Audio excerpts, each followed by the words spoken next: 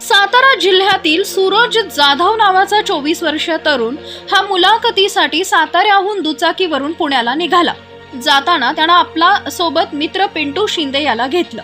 आपल्या घरापासून अवघ्या 2 ते 3 किलोमीटरवरच गेला असतानाच त्याला अचानक आईचा फोन आला आणि त्यानंतर नेमकं काय झालं हे पाहण्यापूर्वी लगेचच एस प्राइम न्यूजला सबस्क्राइब करा आणि त्यानंतर मात्र बेल आयकॉन दाबायला विसरू नका। आपल्या घराच्या 4थ्या मजल्यावरून सूरजची आई ही हेल्मेट घेऊन अक्षरशः 500 ते 600 मीटर पर्यंत चालत आलेली होती आणि ती वारंवार सूरजला फोन करत होती। अखेर सूरजनं फोन उचलल्यानंतर आईनं सूरजला हेल्मेट का घेऊन गेला नाही म्हणून खडसावलं। तसेच तू हेल्मेट नाही नेला तर मी तू जिथपर्यंत गेलायस तिथपर्यंत चालत येईन असं तिनं सूरजला सांगितलं। मात्र त्यानंतर सूरज हा तरुण 4 किलोमीटर वरून माघारी फिरत आपल्या घरी गेला। त्यानंतर आईनं त्याच्या हातात हेल्मेट टेकवत त्याला हेल्मेट घालण्याचा निर्वाणीचा सल्ला दिला। मात्र त्याच वेळी हेल्मेट घालताना सूरज मात्र काहीशा नाराजीच्या सुरामध्ये मी नेहमीच पुण्याला दुचाकीनं जातो, तू काळजी करू नको असं आईला म्हणाला आणि डोक्यावर हेल्मेट घालून पुण्याकडे निघाला।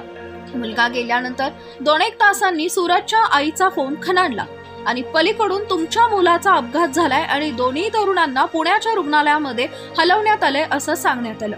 ही बातमी ऐकून मात्र आईच्या पायाखालची जमीनच सरकली। शेजाऱ्या पाजाऱ्यांना सोबत घेऊन सूरजची आई ही पुण्याकडे बसनं निघाली आणि बसमध्ये असतानाच पुन्हा एकदा तिचा फोन खणाणला आणि पलीकडून तिचा मुलगा हा सूरजच बोलत होता।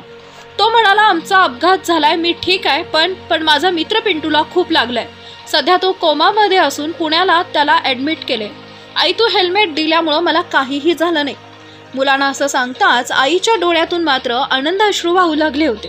पुण्यामधील त्या खासगी हॉस्पिटलमध्ये पोहोचल्यानंतर मुलाला सुखरूपपणे पाहून आईनं मात्र त्याला मिठी मारली आणि धाय मोकलून रडू लागली। आज आईनं केलेल्या हेल्मेटच्या आग्रहामुळे सूरज जाधव हा जिवंत होता, मात्र त्याच्या मित्रानं हेल्मेट न घातल्यामुळे सध्या तो कोमात आहे।